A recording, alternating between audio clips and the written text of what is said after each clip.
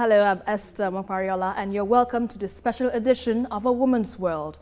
If the current level of child marriage stays steady globally, over 14 million girls annually will marry too young. That is, over 39,000 girls every day. Take a minute to think about this.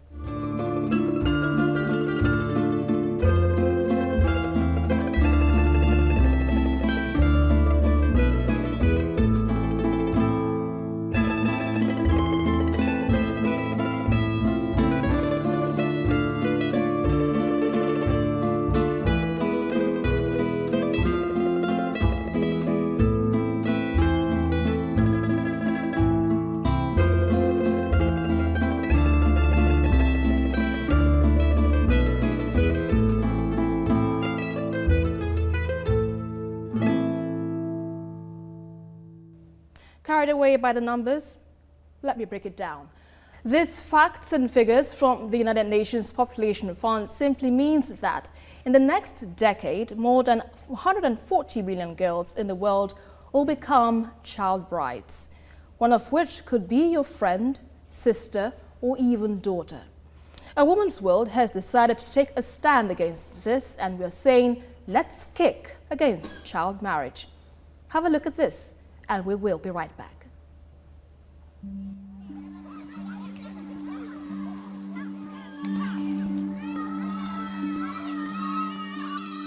Every year, 10 million girls are forcibly married before the age of 18 in Africa, the Americas, Asia, and Europe.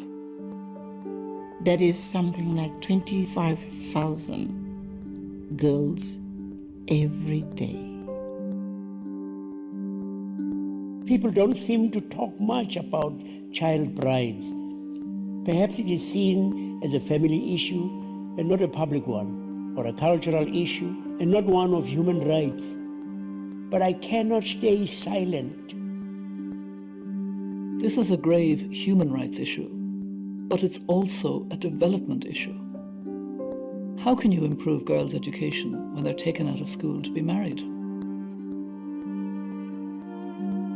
How can you reduce maternal or child mortality when girls are giving birth at 12 or 13? How can you reduce poverty when child marriage perpetuates poverty? People may say it is tradition. It cannot change. But I know it is not true. Traditions can change because they are made by people. Great change can happen in a single generation. I know this to be true. I've seen it with my own eyes. Change happens through protecting girls' rights in law and practice, empowering them to take control of their own bodies and destinies, and to even become leaders and change makers themselves. Once you have women liberated, it's amazing how many other problems get resolved. Poverty, education, health. Women are the key in any community. Change happens through raising community awareness of the dangers of child marriage and the benefits of stopping this practice. This is happening on a small scale, but change is far too slow. Just imagine what would happen if we invest more in girls, enabling them to make choices, to earn a living with dignity, to break the cycle of illiteracy, the cycle of ill health, the cycle of poverty that traps them and their communities. Imagine if we connect all those around the world who are working bravely to end child marriage. Imagine the scale of change possible. We can do more than imagine. We can end child marriage now. Let girls be girls and not brides.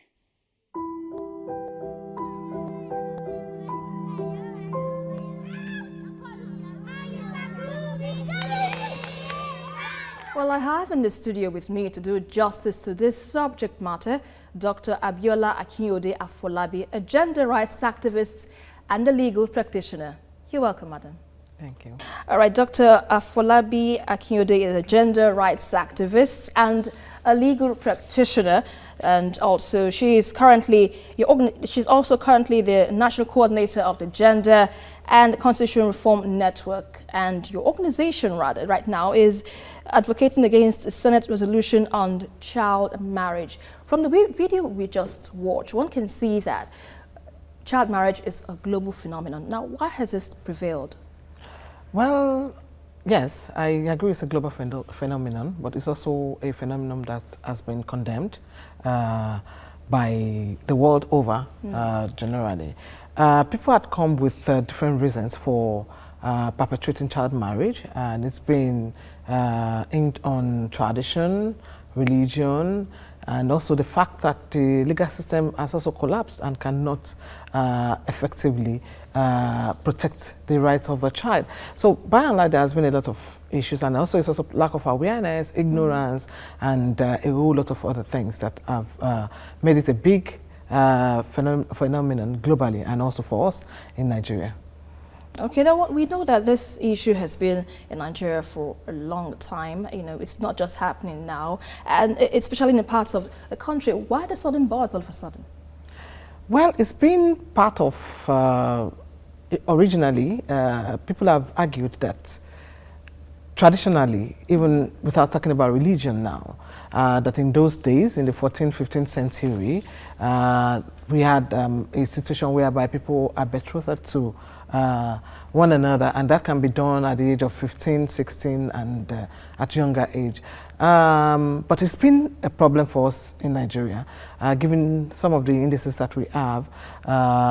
There's high maternal mortality in the country. Apart from India, in terms of number, we're second to India, which is something that is quite worrisome about where we're going.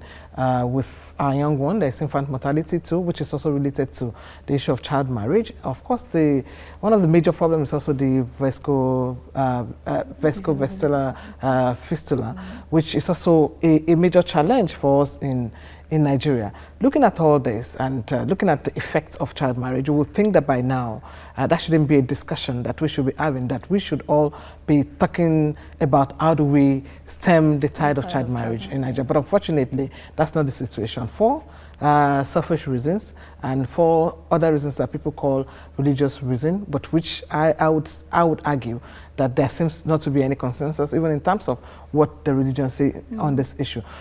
This has continued to prevail. We still have cases back as of yesterday, I'm sure. Some people have been married off as of yesterday, and that is quite worrisome, and we need to begin to talk about it. And it's good that it came on the table with what happened with the constitutional review process in Nigeria. People are now talking about it, and I think that this is an opportunity for us to be part of that generation that Desmond Tutu and all the other elder states, men and women, were talking about, a generation that is determined to stop child marriage. Okay, I will come back to you, and there has been a lot of media buzz in Nigeria since this matter was raised in the Senate. Different reactions have trailed this issue. Let's take a look at this. Ever since the child marriage drama broke out at the floor of the House, Nigerians have been speaking out in small groups or in large fora, lashing out at what they call an abuse of public intelligence. Child not bride. Child not bride. Peaceful protests are being held by Nigerians in the diaspora and within major cities and states across Nigeria. They hit the streets campaigning against the law.